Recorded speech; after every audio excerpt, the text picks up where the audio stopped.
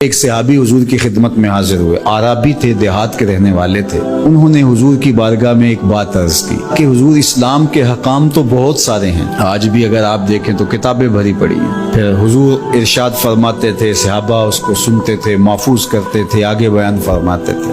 ان کا بہت سارے احکام ہیں اسلام کے، میں ایک دیہاتی شخص ہوں، مجھے کوئی ایک بات ارشاد کر دیجئے جو میرے لیے کافی ہو۔ تو آقا کریم نے اس شخص کو ایک بات ارشاد کی، فرمایا کہ ان تموتا ولسانک رطب من ذکر اللہ، تو اس حالت میں فوت ہو کہ تیری زبان اللہ کے ذکر سے تر ہو۔ 100 باتوں کی ایک بات ارشاد فرما دی، ان تموتا ولسانک رطب من ذکر اللہ، تو اس حالت میں انتقال کرے کہ تیری زبان اللہ کے ذکر سے تر ہو۔ میں اور آپ اپنی زندگی اس طرح سے گزاریں کہ موت اچانک آئے یا تبھی موت آئے، جس حالت میں بھی ہمیں موت آئے تو ہماری زبان عادی ہو اللہ کے ذکر کی، ادھر سے سانس ٹوٹ رہی ہو اور ادھر لبوں پر اللہ کا نام جاری۔ جس شخص کا آخری کلمہ لا الہ الا اللہ ہوا، اللہ اس کو جنت میں داخل فرماتا ہے۔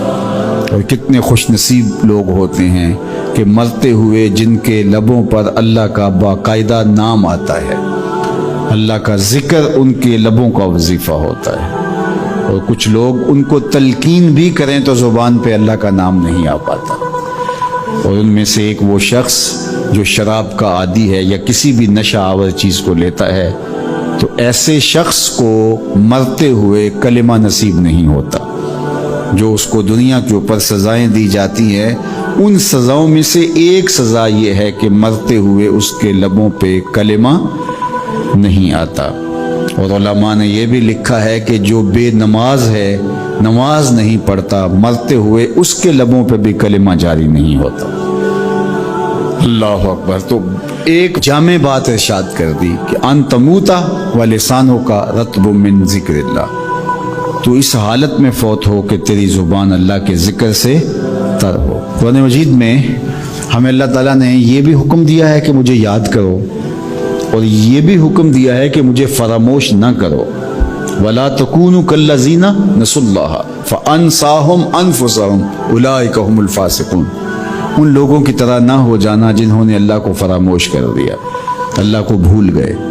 جب کوئی خدا کو بھول گیا تو خدا پھر اس کو فراموش کر دیتا ہے، اور اس کی سزا کیا ہے کہ وہ خود فراموشی کا شکار ہو جاتا ہے، وہ اپنے آپ سے بھی آگاہ نہیں رہتا۔ تو ہمیں جو حکم دیا گیا وہ ہے اللہ کو یاد کرنے کا۔ تو یاد کرنے کا ایک مفہوم یہ ہے کہ اللہ جل شانہ کی اطاعت کی جائے، اس کی فرما برداری کی جائے، اس کے احکام پر عمل پیرا ہوا جائے، نہ یہ ہے کہ اس کے احکام کو فراموش کر دیا جائے۔ یقول اللہ تبارک و تعالی، اللہ جل شانہ خود ارشاد فرماتا ہے، یہ حدیث قدسی ہے، فیما یروی عن ربہ، جو حضور اپنے رب سے روایت کرتے ہیں۔ اللہ جل شانہ کیا ارشاد فرماتا ہے، سنیے، انا اندا ظن عبدی بی، میرا بندہ میرے بارے جو گمان کرتا ہے میں ایسے ہی معاملہ کرتا ہوں، یعنی بندے کو میرے سے جو گمان ہے تو میں اس کے مطابق معاملت فرماتا ہوں۔ وَأَنَا مَعَهُ إِذَا ذَكَرَنِي، اور جب وہ مجھے یاد کرتا ہے میں اس کے ساتھ ہی ہوتا ہوں۔ جب میرا بندہ مجھے یاد کرتا ہے تو میں اس کے ساتھ ہوتا ہوں۔ فَإِذَا ذَكَرَنِي فِي نَفْسِهِ ذَكَرْتُهُ فِي نَفْسِي، جب وہ مجھے اپنے دل میں یاد کرتا ہے تو میں بھی اسے اکیلے یاد کرتا ہوں۔ کتنی بڑی بات ہے کہ کسی کو رب یاد کرے، اللہ اکبر۔ کہا جب وہ اکیلے مجھے یاد کرتا ہے تو میں بھی اس کو اکیلے یاد کرتا ہوں۔ وَإِن ذَكَرَنِي فِي مَلَئٍ ذَكَرْتُهُ فِي مَلَئٍ خَيْرٍ مِّنْهُمْ، اگر وہ مجھے مجمع میں یاد کرتا ہے، لوگوں کے ہجوم میں یاد کرتا ہے، تو میں بھی اسے مجمع میں یاد کرتا ہوں جو اس مجمع سے بہتر ہے، اس اجتماع سے بہتر ہے۔ یہاں نیک بد گناہ گار سارے طرح کے لوگ ہیں، لیکن میں فرشتوں کے اجتماع میں یاد کرتا ہوں۔ اللہ اکبر۔ کیا منظر ہوتا ہوگا کہ جب اللہ فرشتوں میں کسی بندے کو یاد فرما رہا ہو، اللہ اکبر۔